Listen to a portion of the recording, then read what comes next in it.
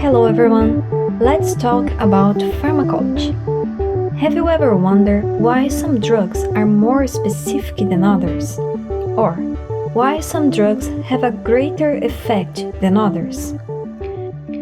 We can answer these questions by understanding some principles that underlie pharmacology. A drug can be defined as a chemical substance that produces a biological effect. So, the first principle, according to Paul Ehrlich, a substance will not work unless it is bound to a target. So, for a chemical to make influence on the cell, it must bind to a molecular target that is constituent of that cell. The organism has four main target molecules, which are regulatory proteins. These molecules are the enzymes, carrier molecules or transporters, ion channels, proteins, and the macromolecules called receptors. By receptors, we mean those macromolecules on the surface of our cells, which emit chemical signals among cells of the same or different tissues. The cells only communicate due to the presence of these receptors. And the pharmacological molecules use these receptors to emit their chemical signals as well. For example, to tell, "Look, muscle cell, I need you to contract now." And so on.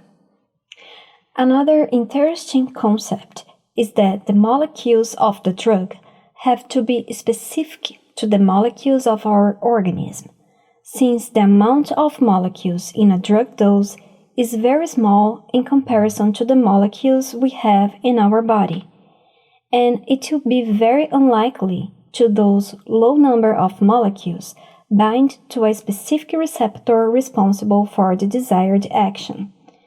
So the drug molecules have to be selective to a specific target of our organism in which they will bind. On the other hand, the receptors would only recognize specific drugs, so we can say that this specificity is reciprocal between organism molecule and drug molecule. But no substance is totally specific. In this example, the drug is represented by these red spheres, and we have green and red receptors on the other side. In an ideal situation, these red drug molecules should only bind to the red receptors. However, no substance is totally specific, as we said. Some amount of these red molecules will attach to undesired green targets. This creates the side effects, so that as the concentration of the drug increases, more molecules will bind to the non-specific sites and greater will be the side effects. The receptors are classified according to some criteria. Let's quote three. The first is according to pharmacological responses. For example, histamine can bind to different types of histamine receptors. Some of them stimulate the secretion of gastric acid, others the contraction of smooth muscle. So identifying the difference between these receptors makes it possible for pharmacologists to develop medications that are more precise in activate a specific receptor. For example, those for gastric secretion without affecting a histamine receptor that triggers smooth muscle contraction. Another way to classify receptors is by the direct measurement of ligand binding to receptors. According to this classification, there are drugs with higher ability of receptor occupancy, drugs that have a lower receptor occupancy, and drugs that can activate more receptors. We will see these concepts later. Another classification is according to the analysis of biochemical pathways. We are not going into it, but if you want to know more about, it's worth reading the chapter 2 of Rang and Dale. Now, some important concepts. The first is the drug affinity. What is affinity? Affinity is the tendency of a drug to bind to receptors. The occupancy of the receptor is regulated by affinity. So the greater the drug's affinity, more receptors of our organism will be occupied. So it is needed a minor concentration of the drug to obtain a response. Receptor occupancy is therefore ruled by affinity. Some high-potency drugs exhibit high affinity for receptors. So they occupy a great rate of receptors even in low concentrations. The concept of activation, let's see. The fact that a drug binds to the receptor does not mean it will activate it. Activation is another step. It's comparable to the lock and key model. When we can fit a key in a lock, it's analogous to the ligand-receptor interactions, but you can get the door open only after turning the key. The same occurs between a drug and its receptor. The activation is the ability of the molecule to trigger a tissue response.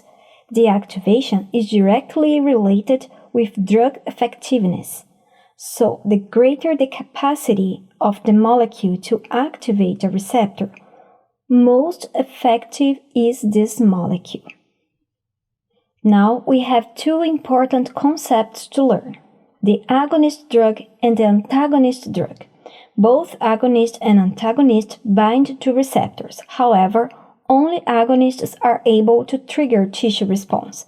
Antagonists never trigger a tissue response. They block the receptors by attaching to them. Then we can say that the antagonist has zero effectiveness. Agonists can be classified in partial or full agonists. What does that mean? That when we have a partial agonist, we have a drug that even if binding to 100% of receptors can only activate a portion of them. So it doesn't mean that drug receptor binding will necessarily activate that receptor. Full agonists otherwise get a maximum response, even without binding to 100% of receptors. Sometimes full agonists generate a response binding to a few receptors from total, because they have a greater capacity to activate those receptors. So here, in this image, we have an example of the interaction model between drug and receptor. From the moment the drug approaches the receptor, they will chemically attach and generate a tissue response. Here, the drug is represented by the letter A, which is an agonist, and the receptor is free. The two molecules come together by chemical binding from left to right. Then they form drug-receptor complex. However, this complex is at rest. It can go back to the dissociation state and release the drug molecule, or it can be activated and generate a response. Not always a molecule bound to the receptor will be able to activate this receptor on time. Sometimes it turns off before to activate the receptor, or sometimes it turns on, activate the receptor, then it goes back to rest, activate the receptors again, and so on. So we have different models. For the antagonist drugs, we have a free molecule and a free receptor, and they will bind and will remain at rest. Well, now we have these two graphs. We can see the relationship between the total binding of a ligand to all receptors in A, those specific and those non-specific receptors. And in B, we have a binding measurement for specific receptors. So in graph A, the red line represents the total connection. Consider this example in A tissue with specific and non-specific receptors. When we subtracted the non-specific binding, we generated the graph B, where it is demonstrated the relationship between specific binding and the enough drug concentration to reach a maximum peak of receptors occupancy. So far, so good. We can measure the binding between drug and receptor. But what matters to us is the biological response that this drug will provoke in our body. So, which drug concentration will be able to activate this receptor? What's the drug concentration to achieve a partial or maximum response? We can measure it with the curve concentration versus effect of the agonist. In other words, concentration effect curve. In this graph, for example, we have two substances that are agonists being compared, histamine and acetylcholine. Both substances induce muscle contraction, so they lead to similar biological effects. However, we need much smaller amount of histamine to produce a maximum response in muscles compared to acetylcholine. And the antagonist. What is a competitive antagonist? This is the most important form of antagonist.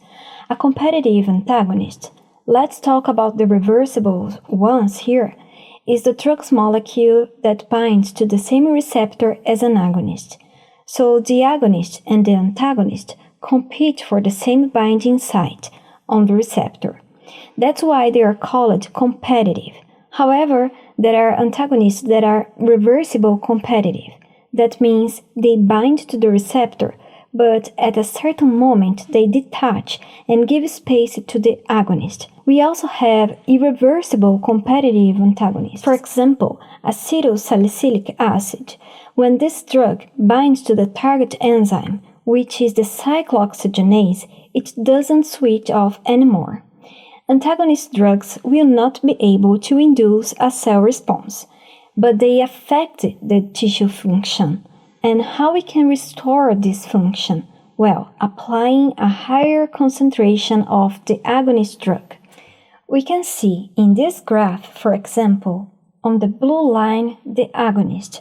So we need a small concentration of agonist to obtain this occupation curve of receptors.